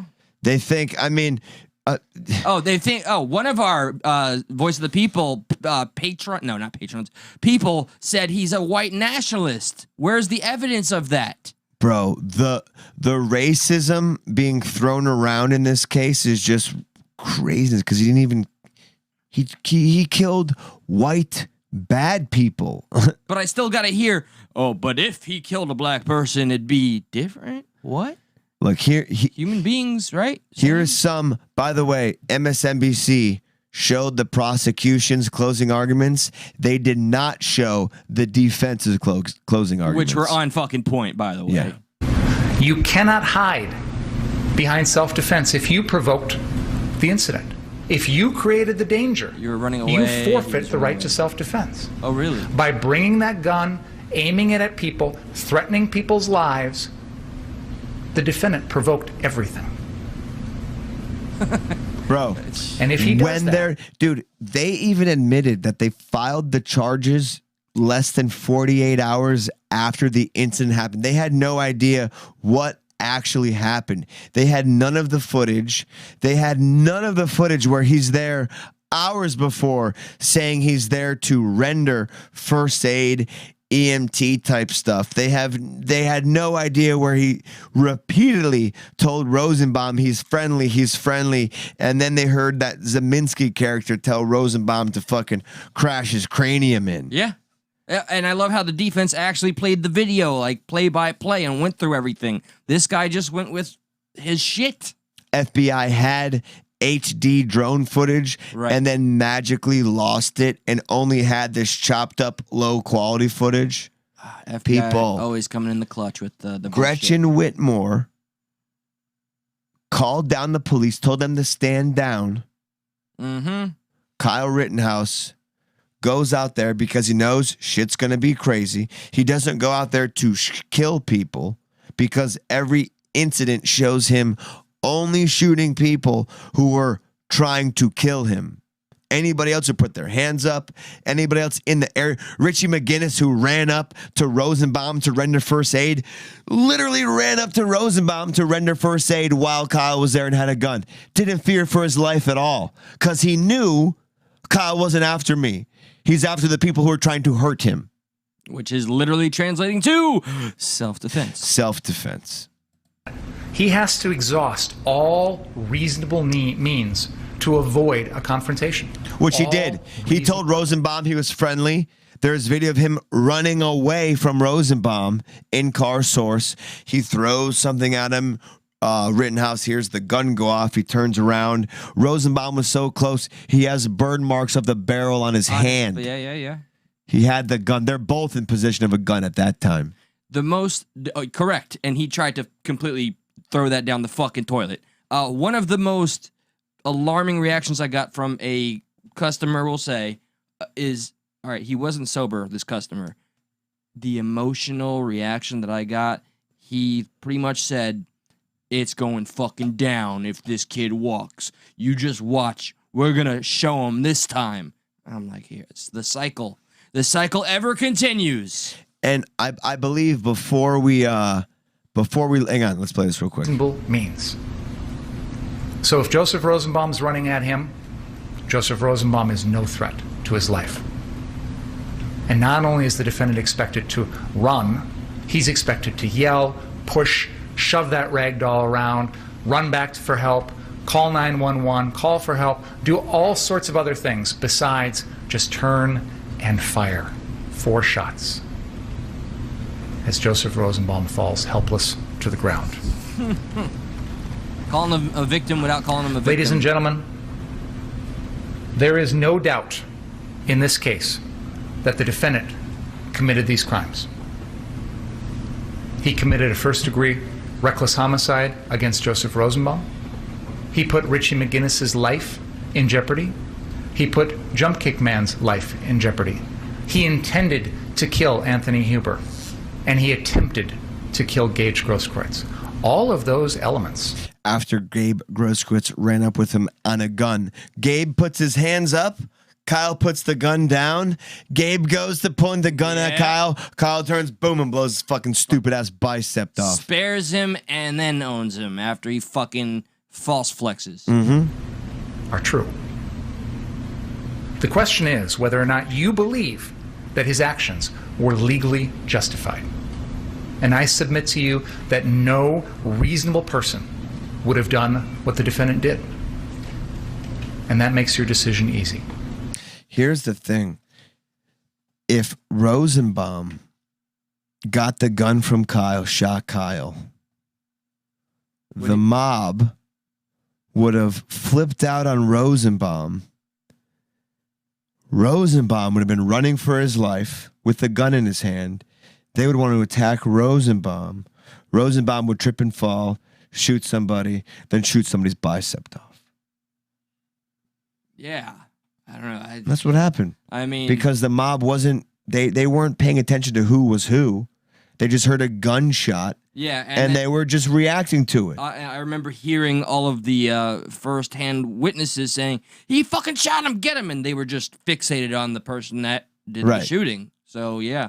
I guess it could have been anyone at that point. And when you said, here's the thing, I thought you were going to say the fucking state, because I'm not trying to make Kyle Rittenhouse sound like a fucking darling victim or anything. I do believe his intention was simply self-defense and to help serve a community that was completely failed by their own leadership. What I wanted to add is that fucking state and all the leadership there, they failed the people of the community, and it opened up the doors for people like a Rittenhouse and all the other people that went there to try to add some fucking order to the chaos that would have just got, I don't know. I mean, could it have gotten worse? We can only speculate, and we know where that gets us. We're armchair quarterbacking here, but they went there to try to do some good, and I mean, in the chaos, which was described by the police as a war-like scenario, it was fucking hell, and the police didn't enforce anything. The curfew, they were actually defunded. Their numbers were stripped down. Right. And you wonder why people are thinking this is a racist thing. Because let's get back to the Slate article just really quick. They go on to mention they talked to 2 white people who believe Kyle was in the right. Then they talked to 2 black people who think Kyle was in the wrong. This is how I'm seeing the whole thing become politicized, because the media is feeding the little race fucking baits in every article they can. And fuck you, MSNBC, for playing that one-sided shit. Bro, it's so annoying that, like, Willie, a new gun owner in his 30s, was carrying his Glock inside with him when we spoke. But he doesn't watch Fox News. A native of Haiti who came to New Jersey said he already has his eyes on a second gun, but he says Rittenhouse, he's at fault. He's 17, not in his state. What exactly is he defending? A gun should only be for when danger comes to you. I'm not going to look for something and try to be a hero. If someone screams for help, I might help them, but I won't act like it was self-defense. He also found Rittenhouse's behavior on the stand offensive. He's pulling the white card. This guy has some nerve. I'm like, yo, you did all that and you thought you would get away with it. Wow. And he still believes Rittenhouse will win because, quote, it's America. This is what Slate puts out. This is that. This is where people get their news They're from. feeding that victimhood mentality, or fuck, man. I don't know. This becomes an uncomfortable position because I'm not gonna sit in here and say there's no white privilege, but it's God, not uncomfortable because it's not a racist thing. Yeah, man. this whole thing is not. But that's what they want us to believe, and it's working, and I'm seeing it locally, and by God, it's gonna go down in Kenosha again. Round fucking 2. Lloyd, another black visitor, was also skeptical of Rosen. Like you see how they're framing it? White people are fine with it. Yes. Black people are against it. It's 2-2. By design, Two white man. people- Divide and conquer, and then they take all the fucking chips home to the fucking, I don't know. God damn it. He says, I think it's bullshit. They are giving him too much leeway.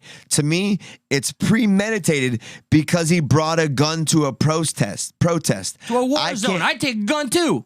To a fucking war zone. Guess what? Why is he not mad at Grosskreutz bringing a gun? Right, with the concealed ex-convict thing. Why is he not mad at people burnt, like Car Source 1 had all their cars burnt down? Yeah. Why is he not mad at any other of the violence that was Selective, instigated? and the media doing their job too fucking well right now. We gotta end this strong arm of the government media bullshit because it's killing us from the inside like a cancer. And look what they put.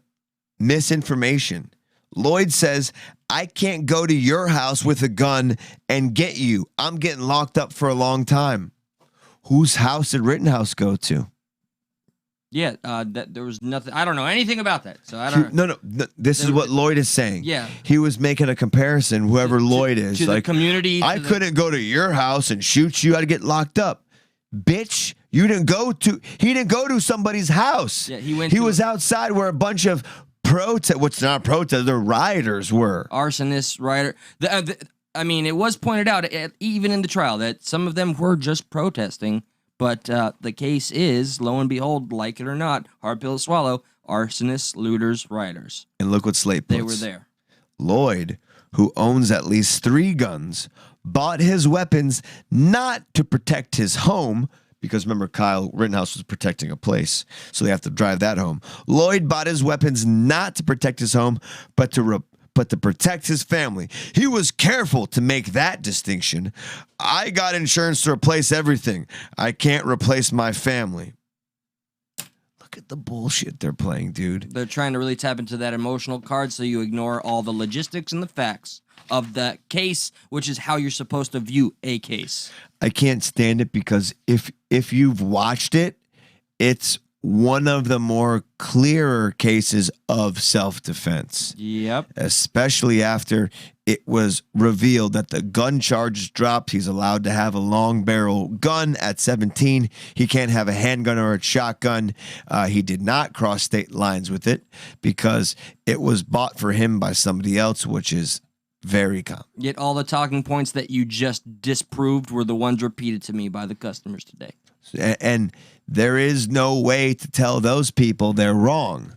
Right, because they'll go and look up shit and they'll find this. And every single news source that they watch will corroborate their opinions because their opinions are really more formed from those places. And for them. Yes. Yeah, and for them. It's regurgitated, give it to them, and it's already there. They don't need to even look into the facts because they're told. You don't even got to think, bro. Yeah, no, it's so like 2020. Remember, what's his name? The fucking douchebag from the H3 podcast was just like, just follow the CDC. It's like, you even got to think, bro. You just do it. Dude, I don't know. That makes me vomit in my mouth a little bit. I am just. You got one funny video? You want to watch a funny video? Yeah, one to take us out because we're about to hit midnight. Okay, yeah, let's I got one. This is just like what the fuck is going on here? There's too much all at once. Okay, that looks like an overwhelmed individual. Honestly, he's fucking chilling. All right. Until what happens.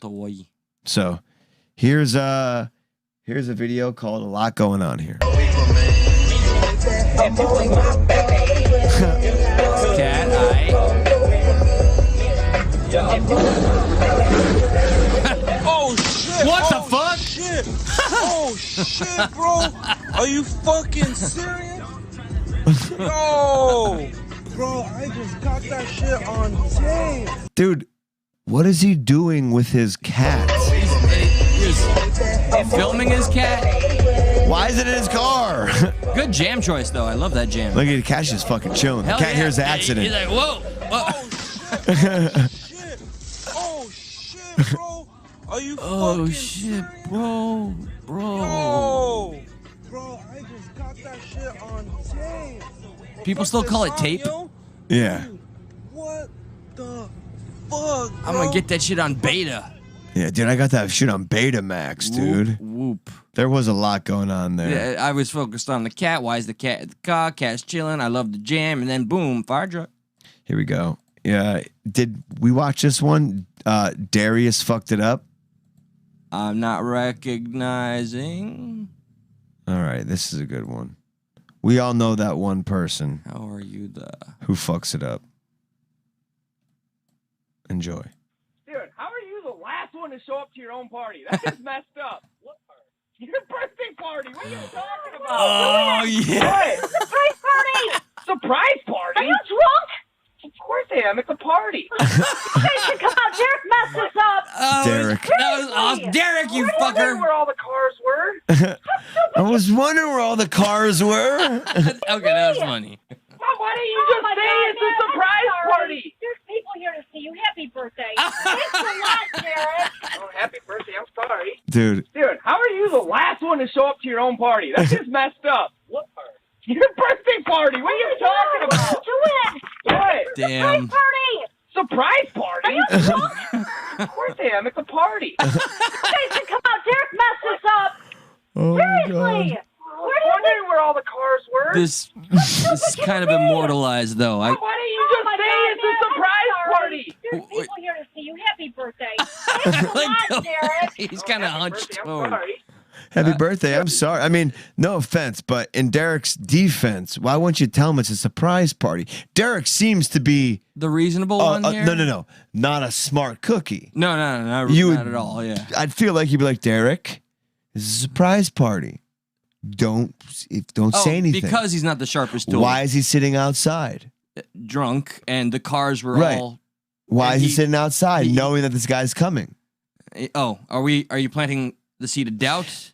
No doubt. 'cause, I'm just saying, maybe they made a miscalculation on Yeah, on his... smarts of Derek. Yeah, this day and age is dangerous to do. We really don't know, but, And the mystery will endure. the mystery endures. Wow, this is a 2-hour special. As does Stuck at Night. We endure as we do. This is my fourth night with no alcohol, by the way. Oh, shit. Good job, man. Yeah, no, I'm gonna... How you feeling? I'm gonna rail some fucking coke, bro. That's what's up, dude.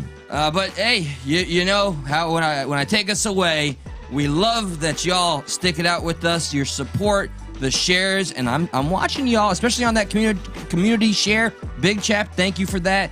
Jamie, Christina, Dux, everybody that's up in there, Unspecified V. You know where to find us. And when the stream does go down, leave a little comment. Come back and visit us in just 5 minutes when it's dead. All those comments help the algorithm, and it helps us, help you, helps us. Show love. Helps you, helps us. That algorithm.